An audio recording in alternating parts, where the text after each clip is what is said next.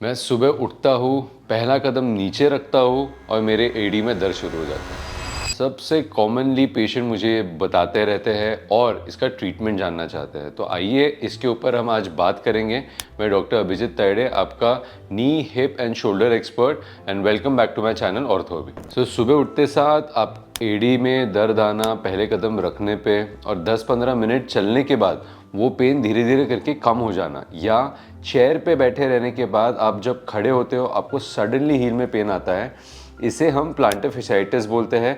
और ये प्रॉब्लम को जानना बहुत ज़रूरी है और उसको ट्रीट कैसे करना है ये आपको मैं धीरे धीरे करके एंड तक पूरा बताऊंगा। क्योंकि अगर आप चल नहीं पाओगे तो आप अपना डे टू डे एक्टिविटी नहीं कर पाओगे और हर चीज़ हैम्पर होना स्टार्ट हो जाएगी। सो इसको जानिए अच्छे से। अगर सिंपल वे में आपको बताऊँ तो हमारे एडी के नीचे एक फेशिया होती है जिसको हम प्लांटर फेशिया बोलते हैं। ये हमारे हील से लेके आगे के फुट तक जाती है और ये बहुत इंपॉर्टेंट रहता है आपके फुट का आर्च बनाने में। और ये एक तरीके से शॉक भी एब्जॉर्ब करती है। जब आप चलते हो, दौड़ते हो या कहीं भी कूदते हो तो ये आपका शॉक एब्जॉर्ब करती है। जब ये फेशिया ओवरलोड या स्ट्रेन में चली जाती है तो धीरे धीरे करके यहाँ सूजन आना स्टार्ट होती है, छोटे छोटे माइक्रो टेयर्स होना शुरू हो जाता है और ये इन्फ्लेमेशन एक रीज़न रहती है आपके पेन के लिए। स्पेशली जब एकदम शूटिंग पेन आता है आपके पैर में अर्ली मॉर्निंग। अब ये पेन सुबह सुबह क्यों आता है? क्योंकि लोगों को हमेशा ये रहता है कि मुझे नॉर्मली तो पेन आते रहता है पर सुबह ही क्यों।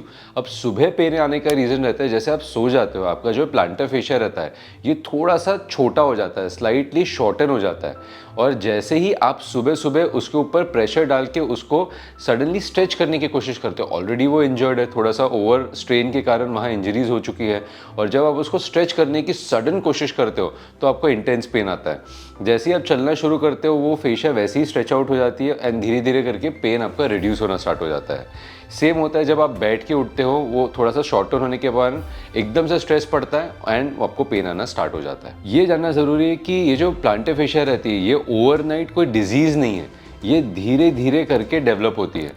कॉमन रीजंस जो होते हैं वो है, आप अगर बहुत ज़्यादा खड़े रहते हो, एक्सेसिव वॉकिंग, सडनली आपने एक दिन सोचा कि मैं 10,000 स्टेप चलूंगी, तब आपको होने के चांसेस है अगर रेगुलरली आप करते हो। रनिंग बहुत ज़्यादा रहता है, अगर आप बेयर फुट बहुत ज़्यादा चलते हो, आपका जो शू है वो वॉर्न आउट हो चुका है, बहुत पुराना हो चुका है, आपका वेट थोड़ा ज़्यादा है, फ्लैट फीट है, और कुछ पेशेंट में तो बेसिकली अगर आप चलने का पैटर्न थोड़ा सा बदल दो तो आपको ये पेन आना स्टार्ट हो जाता है। बट ये हमेशा प्लांटर फेशियाटिस ही रहता है? नहीं, हील पेन हमेशा प्लांटर फेशियाटिस नहीं रहता है। कभी कभी आपको कैल्केनियम में स्ट्रेस फ्रैक्चर्स हो सकते हैं, नर्व रिलेटेड पेन हो सकता है, वहाँ एक फैट पैड होता है वो एट्रोफी यानी थोड़ा कम हो जाने के कारण भी दर्द हो सकता है। इन्फ्लेमेटरी आर्थराइटिस में भी सिमिलर तरीके का पेन आ सकता है। इसीलिए जब भी आपको ऐसा कुछ दर्द आता है तो अपने डॉक्टर को दिखाइए, वो आपको एग्जामिन करेंगे। एग्जामिनेशन बहुत ज़्यादा इंपॉर्टेंट होती है।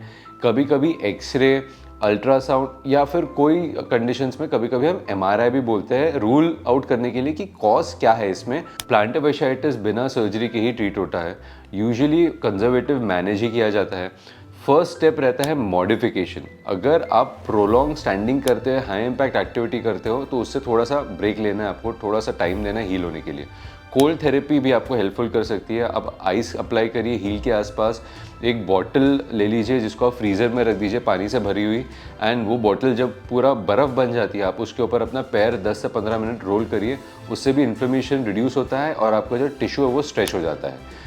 Stretching exercises are very very important. अगर आप अच्छे से काफ स्ट्रेचेस करो, फेशिया के स्ट्रेचिंग एक्सरसाइजेस करो तो आपका दर्द धीरे धीरे करके कुछ हफ्तों में कम हो जाता है। आप इसको एटलीस्ट 6 वीक्स दीजिए पूरा कम होने के लिए, तब तक अगर आप ये सब करोगे तो अच्छा रहेगा। द मोस्ट इंपॉर्टेंट इज़ आप जो ओवरलोड डालते हो फुट पे विद अ बैड फुटवेयर वो आपने हटाना है। पर उसके लिए ये नहीं है कि आपने हमेशा ही बहुत ही सॉफ्ट फुटवेयर पहनना है, कुशन फुटवेयर पहनना है, बट उसका आर्च भी अच्छा होना चाहिए। अगर आप सिर्फ सॉफ्ट फुटवेयर पहन के ये सोचोगे कि मेरा हील पेन खत्म हो जाएगा, नहीं, आपका फुटवेयर का आर्च भी अच्छा होना चाहिए सो दैट जो लोड गिरता है आपके फुट पे वो कम हो जाए। बेसिकली ये जो पेन आता है ये आपको इनर एस्पेक्ट पे ही आता है, फेशिया के इनर एस्पेक्ट पे, क्योंकि वहाँ ज़्यादा लोड गिरता है। अगर आप मीडियल हाथ सपोर्ट के साथ कोई जूता पहनोगे तो आपका ये पेन काफ़ी हद तक कम हो जाता है। और ऐसा नहीं है कि ऑर्थोपेडिक शूज़ ही आपको पहनने हैं, आप ऐसे शूज़ पहनिए जो आपको कंफर्टेबल हो। पहनने के बाद आपको धीरे धीरे करके आइडिया आता है कि ये आपका पेन कम कर रहा है, उसको ही कंटिन्यू करना है। अब role of physiotherapy plays a major role in recovery. अगर आप गाइडेड स्ट्रेचेस करो, स्ट्रेंथनिंग एक्सरसाइजेस करो, कुछ मोडालिटीज़ जो वो यूज़ करते हैं कॉन्ट्रास्ट थेरेपी के साथ, तो आपका पेन एंड जो स्वेलिंग है, इन्फ्लेमेशन है, वो धीरे धीरे करके रिड्यूस होती है और आपको काफ़ी इंप्रूवमेंट समझ में आती है कुछ हफ्तों में। फाइनल मेरा मैसेज ये रहेगा कि अगर आपको हील पेन है तो वो एक कोई स्मॉल इशू नहीं है, वो सिग्निफिकेंटली आपकी day to day activity hamper कर सकता है। सो इसके लिए आपने आपको एक डॉक्टर को दिखाना चाहिए जो आपको बताए कि कौन से मेडिकेशन, क्या आपने ट्रीटमेंट फॉलो करना है, और फिजियोथेरेपिस्ट को दिखाना चाहिए for the specific physiotherapy exercises जो ये पेन ठीक करेगा। अगर आपको ये वीडियो पसंद आया, आपको लगता है ये किसी को हेल्प कर सकता है, तो वीडियो शेयर करिए उनके साथ, और ये चैनल को लाइक करिए, सब्सक्राइब करिए, मेरे नोटिफिकेशन आते रहेंगे, तो बेल आइकन दबाना मत भूलिए।